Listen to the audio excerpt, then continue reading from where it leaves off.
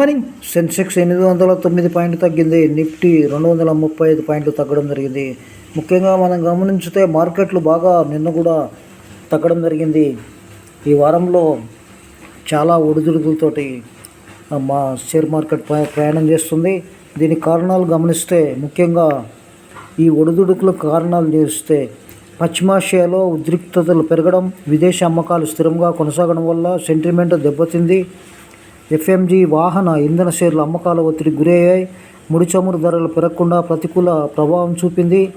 డాలర్తో పోలిస్తే రూపాయి 3 పైసలు తగ్గి 23.99 వద్ద ముగిసింది. బ్యారెల్ ముడి చమురు 0.99 పెరిగి 78.39 వద్ద డాలర్ వద్ద ట్రేడ్ అవుతూ ఉంది. మదుపరుల సంపదగా పరిగణించే బీఎస్సీలో నమోదు సంస్థల మొత్తం మార్కెట్ విలువ 5 ట్రేడింగ్ రోజుల్లో 16.26 లక్షల కోట్లు తగ్గి 460.89 లక్షల కోట్లు 5.4 లక్షల కోట్ల డాలర్కు దిగివచ్చింది. వారం ప్రతిపాదిక చూస్తే సెన్సెక్స్ 3887 పాయింట్లు, నిఫ్టీ 1164.35 పాయింట్ల చొప్పున నష్టపోవడం జరిగింది. $700 బిలియన్ ఫారెక్స్ నిల్వలు. సెప్టెంబర్ 27 ముగిసిన వారానికి మన విదేశీ మారకపు నిల్వలు $12.588 బిలియన్, దాదాపుగా 1,00,000 కోట్లు పెరిగి జీవనకాల గరిష్టమైన $704.885 బిలియన్, దాదాపుగా 58.50 లక్షల కోట్లకు చేరాయని ఆర్బీఐ పేర్కొంది. అంతేకాకుండా బీ న్యూస్లో దసరా ఆఫర్లు ప్రకటించారు. అదేవిధంగా ముందు వెనుక డిస్ప్లేతో లావా ఫోన్ మంచి 9 నుంచి అమ్మకాలకు మొదలవుతూ ఉంది. అదేవిధంగా సెయింట్ డిఎల్ఎం చేతికి అమెరికా కంపెనీ. అదేవిధంగా విదేశ ప్రయాణానికి డీజీ యాత్ర 2025లో ఈ పాస్పోర్ట్లు ముఖ్య గుర్తింపు సాంకేతిక సిద్ధం. ఇక ఎఫ్ఆర్టీతో డీజీ యాత్ర సేవలు.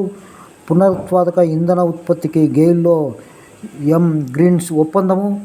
అన్లిమిటెడ్ పండుగ కలెక్షన్. దేశీయంగా ఐఫోన్ 16 ప్రో తయారీ.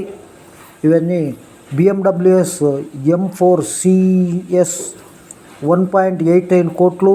ఇది మనకు ఈ కారు కనిపిస్తుంది.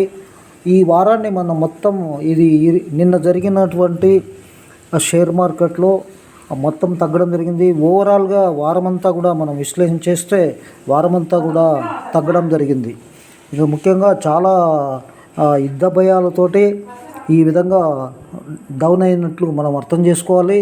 అదేవిధంగా ఒడిదుడుకులని సర్వసాధారణంగా గమనించుకుంటే ఏదో ఇబ్బంది ఉండదు అని నేను భావిస్తూ, అదేవిధంగా అన్ని షేర్లు కూడా మళ్ళీ పుంజుకునే అవకాశం నెక్స్ట్ వీక్ ఉన్నాయి కాబట్టి జాగ్రత్తగా ఉండాలని, అదేవిధంగా చిన్న మదుపరులు చాలా నిర్దిష్టమైన మంచి ఫ్రంట్ లైన్ స్టాక్లోనే ఇన్వెస్ట్ చేసుకుంటే లాభాలు రావడానికి అవకాశం ఉంది.